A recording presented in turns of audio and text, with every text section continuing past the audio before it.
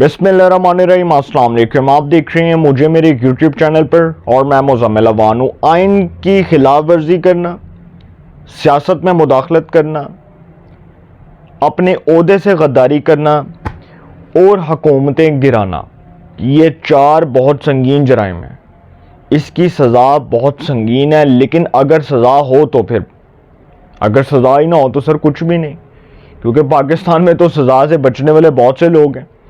तो नवाज शरीफ साहब जो हैं जी, उनकी नज़र में ये चार जराइम बहुत संगीन है। लंदन के अंदर उन्होंने कुछ शख्सियात से बातचीत की, उनके राब्ते हुए, और उन राब्तों में जब वो तमाम शख्सियात नवाज शरीफ के साथ मौजूद थीं तो नवाज शरीफ साहब ने बहुत से इंकशाफात किए। उन्होंने कहा कि वो लोग, वो किरदार, वो इमरानी बाकियात जिन्होंने पाकिस्तान को तबाह बर्बाद कर दिया, जिन्होंने पाकिस्तान का सवा सत्यानाश कर दिया, जिन्होंने पाकिस्तान को मलिया मेट कर दिया, जिन्होंने पाकिस्तान को इस नहज तक पहुंचाया, इस मुकाम तक पहुंचाया, उन लोगों का अगर मुहासबा ना हुआ तो कौम हमें माफ़ नहीं करेगी।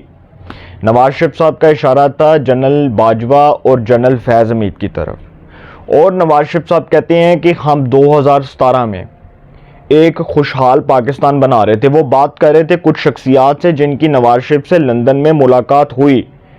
नवाज शरीफ साहब ने कहा कि 2017 में एक तरक्की याफ्ता पाकिस्तान बन रहा था, एक खुशहाल पाकिस्तान बन रहा था, सी पैक बन रहा था, पाकिस्तान चाइना इकनॉमिक कॉरिडोर बन रहा था, पाकिस्तान के अंदर ट्रेड हो रही थी, तिजारत हो रही थी, इंडस्ट्रीज चल रही थी, सारा कुछ चल रहा था।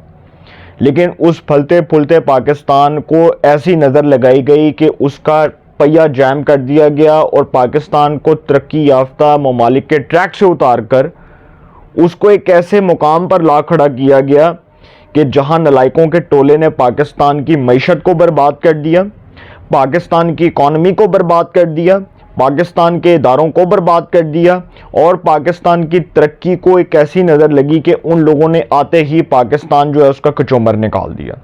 उन्होंने कहा कि हम पाकिस्तान को एक डेवलपिंग कंट्री बना रहे थे। उन्होंने कहा कि हमारे दौर में पेट्रोल देख लें कितना सस्ता था, वो डॉलर देख लें कितना सस्ता था, हमारे दौर में डीजल देख लें कितना सस्ता था, हमारे दौर में जीडीपी देख लें, ग्रॉस डोमेस्टिक प्रोडक्ट देख लें कि 5.8 पर थी।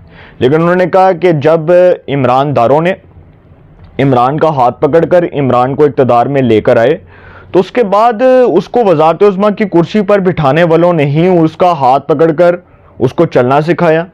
और फिर जब 3.5 साल उसने हुकूमत की तो उसके बाद जब उनका दिल भरा तो उन्होंने पकड़कर उसको बाहर फेंक दिया। उन्होंने कहा कि तारीख़ में ऐसा नहीं हुआ कि हमारी हुकूमत किस तरह गिराई गई, किस तरह से मुझे वज़ारत उज़्मा की कुर्सी से उसके मनसब से हटाया गया, किस तरह पनामा का बहाना बनाकर, पैनामा केस का बहाना बनाकर मुझे सज़ा सुनाई गई। और सज़ा क्या थी कि जी बेटे की कंपनी से तनख्वाह नहीं ली और अकामे पे निकाला गया, केस पनामा का चला और निकाला मुझे अकामे पे गया।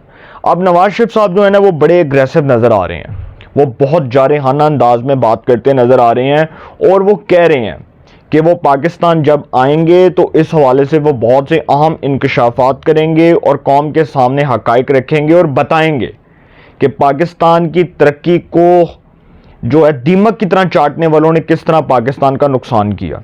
वो कह रहे हैं कि जब वो पाकिस्तान आएंगे तो वो एक प्रेस कॉन्फ्रेंस करेंगे और उसमें बहुत से लोग, ये सिर्फ बाजवा फैज़ हमीद की मैं बात नहीं कर रहा, वो और भी बहुत से लोग जिनके बारे में उन्होंने आकर टीवी पर ऑन द रिकॉर्ड ये बातें करनी है कि ये लोग क्या कर रहे थे। तो उन्होंने कहा मैं आकर कौम के सामने इंकशाफात करूंगा और मैं बताऊंगा कि ये लोग जो हैं इन्होंने किस तरह से पाकिस्तान को तबाही की तरफ ला खड़ा किया और किस तरह से इन्होंने पाकिस्तान का नुकसान किया। अब वो बाजवा और फैज़ हमीद की तरफ जो वो इशारतन उन्होंने बात की, उसमें कुछ लोगों ने पूछा कि आप जब बाजवा और फैज़ हमीद के ऊपर जो इल्ज़ामात लगा रहे हैं, इस हवाले से आपका मौक़िफ़ जो है आप उसको कौम के सामने कब बेनकाब करेंगे, कब उसको कौम के सामने रखेंगे। तो नवाज शरीफ साहब ने कहा जब मैं पाकिस्तान जाऊंगा तो मैं कौम के सामने बताऊंगा कि बाजवा और फैज़ हमीद के काले करतूतों की वजह से पाकिस्तान का आज ये हाल हुआ। नवाज शरीफ साहब ने कहा कि मैं ये बताऊंगा कि बाजवा और फैज़ हमीद ने पाकिस्तान को यहाँ तक पहुँचाया। अब ये नवाज शरीफ साहब बातें कर रहे हैं, ये मैं नहीं कर रहा, ये नवाज शरीफ साहब ने बाहर के मुल्क में जो बैठकर बातें की हैं। रात ट्विटर के ऊपर ये ट्रोलिंग्स हो रही थी और रात को बैठकर लोग ट्विटर के ऊपर ये हैशटैग्स बना रहे थे कि नवाज शरीफ साहब ने क्या बातें की हैं।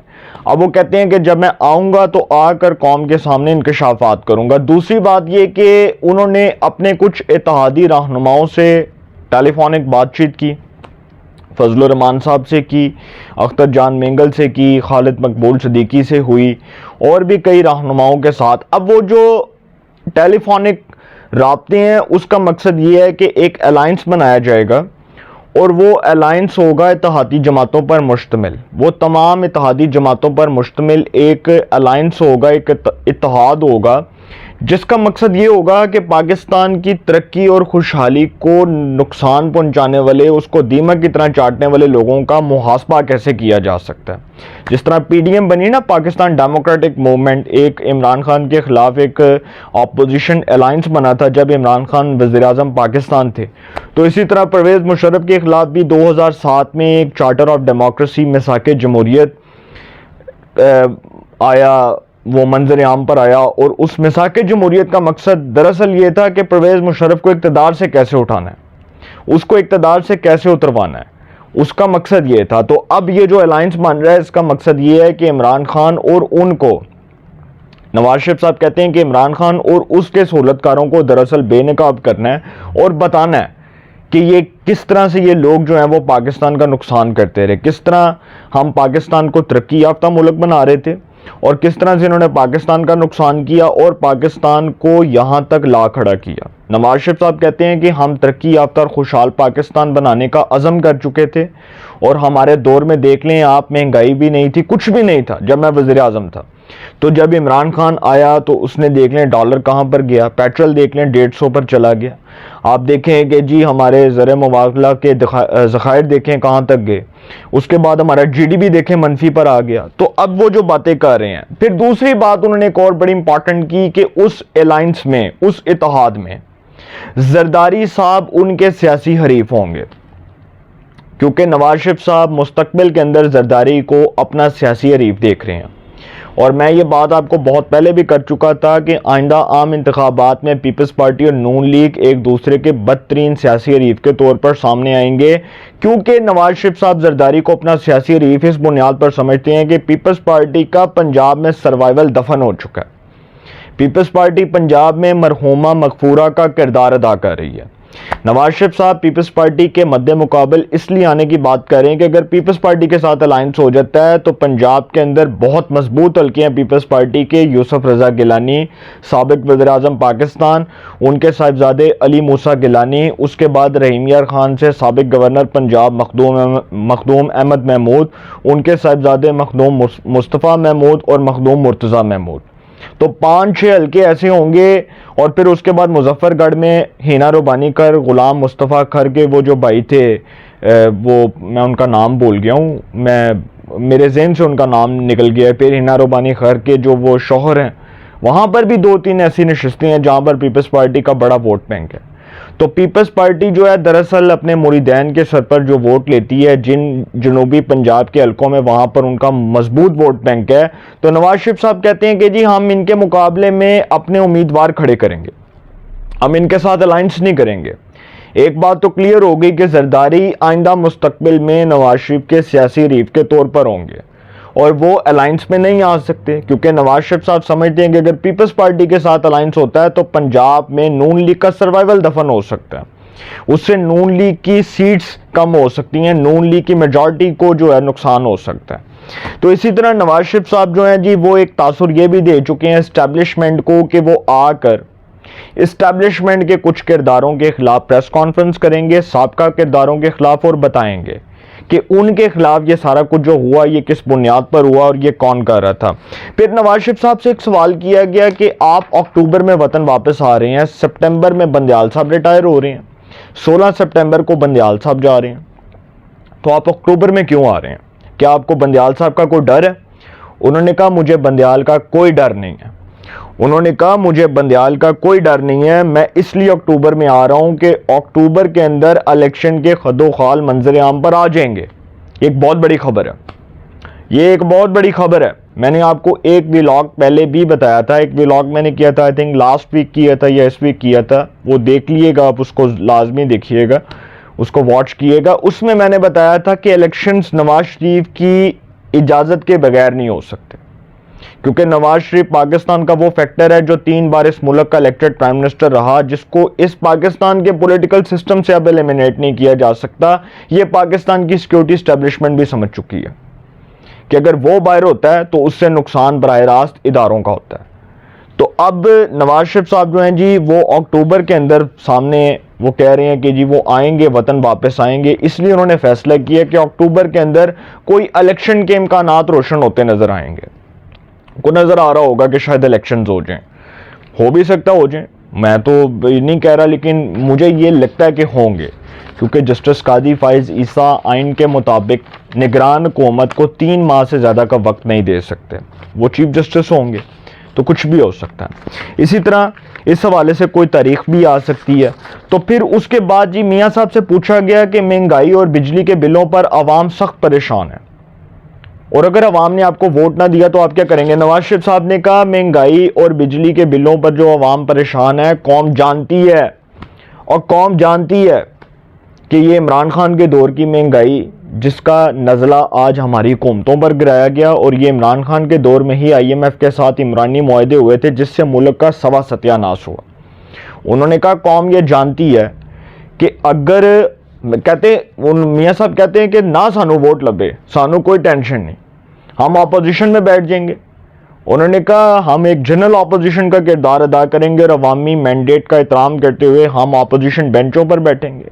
हुकूमती बेंचों पर जरदारी साहब हो सकते हैं, कोई भी हो सकता है, मैं तो वैसे ही एक एग्जाम्पल के तौर पर बात कर रहा हूँ। तो उन्होंने कहा कि जी हमें अवामी मैंडेट का, अवामी वोटों की मैंडेट का एहतराम करते हुए हम अपोजिशन बेंचों पर बैठ जाएंगे, इसमें कोई प्रॉब्लम नहीं है। फिर नवाज शरीफ साहब ने इस्टेब्लिशमेंट के साबका किरदारों के खिलाफ पाकिस्तान आकर कुछ इंकशाफात करने हैं। इस हवाले से वो इस्टेब्लिशमेंट की क़यादत को आगाह कर चुके हैं और वो बता चुके हैं कि वो पाकिस्तान आकर इस्टेब्लिशमेंट के कुछ किरदारों के खिलाफ इंकशाफात करेंगे और प्रेस कॉन्फ्रेंस करेंगे, और वो कह चुके हैं कि वो बहुत से राज उगलेंगे, वो जो राज होंगे वो बहुत से लोगों को खटक जाएंगे। कुछ भी हो सकता है सर, इसका मतलब कि वो नवाज शरीफ साहब जो हैं वो अग्रेसिव मोड में हैं। वो चाहते हैं कि अब ईंट का जवाब पत्थर से दिया जाए, क्योंकि जो उनके साथ हुआ, जिस तरह से वो कहते हैं कि ईमानदार लोगों ने मुझे सज़ा सुनाई, पनामा केस में निकाला और अकामा पे निकाल दिया, पनामा का केस था, अकामा पे निकाला, बेटे की कंपनी से तनख्वाह नहीं ली तो तुम फारग हो गए। तो उन्होंने कहा कि ये मजाक अब बंद हो जाएगा पाकिस्तान के साथ। ये जो सुप्रीमेसी ऑफ पार्लियामेंट है, ये पार्लियामेंट एक सुप्रीम इदारा है, जुडिशरी की इज्जत अपनी जगह है, लेकिन पार्लियामेंट जो कि एक सुप्रीम इदारा है, अगर उसकी इज्जत को, उसके वकार को तार तार किया जाएगा तो फिर पार्लियामेंट इन लोगों का मुहासबा करेगी। नवाज शरीफ साहब बहुत गुस्से में हैं। उन्होंने जो बातें की हैं, ये ट्रेलर था, हो सकता है पाकिस्तान आकर कोई मूवी चल जाए या कोई मुआवजा हो जाए। अपनी राय का कमेंट्स में ज़रूर इज़हार कीजिएगा। इंशाल्लाह एक नए सेगमेंट के साथ फिर मुलाकात होगी। अपना बहुत ख्याल रखिएगा। अल्लाह निगहबान।